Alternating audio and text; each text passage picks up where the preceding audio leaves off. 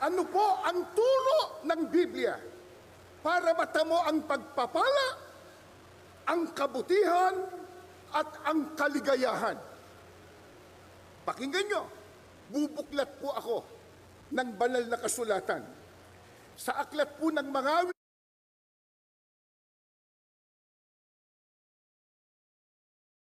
133, 1 at 3. Masdan ninyo na pagkabuti at pagkaligaya sa mga magkakapatid na magsitahang magkakasama sa pagkakaisa. Saan daw po? Gayaan niya ng hamog sa Hermon na tumutulo sa mga bundok ng Sion, sapagkat doon pinarating ng Panginoon ang pagpapala sa makatwidbagay, ang buhay na magpakailanman. Ano po ang turo ng Biblia para makamit po natin ang pagpapala, ang kabutihan at kaligayahan? Ang sabi po ng Panginoong Diyos, pagkabuti at pagkaligaya sa makatwid, ito, mabuti sa Diyos. Kung minamasama ito ng ibang mga tao, sa Diyos, mabuti po ito. Ano po ang sabi ng Biblia?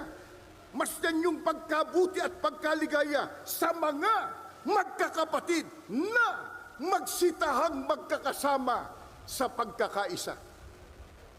Mga kababayan at mga kapatid, ano ba itong ginagawa natin ngayon?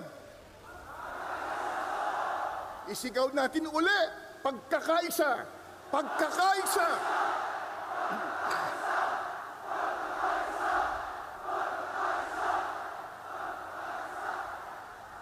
Ano ang katunayan na pagka nagsama-sama at nagkaisa, ito po ay mabuti sa ating Panginoong Diyos?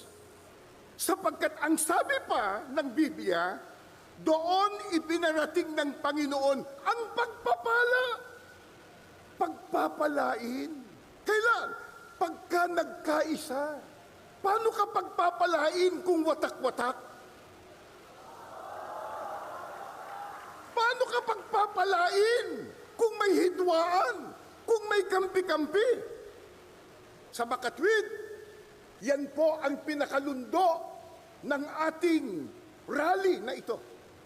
Pambansang rally para sa kapayapaan, pero magsisimula yan sa pagkakaisa na nais ng ating Panginoon Diyos. Sa bagay, sino ba ayaw na magkaisa? Sino ba ayaw na maging mapayapa? At higit sa lahat, sino ba ayaw ng pagpapala, lalo't galing sa ating Panginoon Diyos? Pero, paano natin magagawa yun? Magkakaiba tayo ng lingwahe.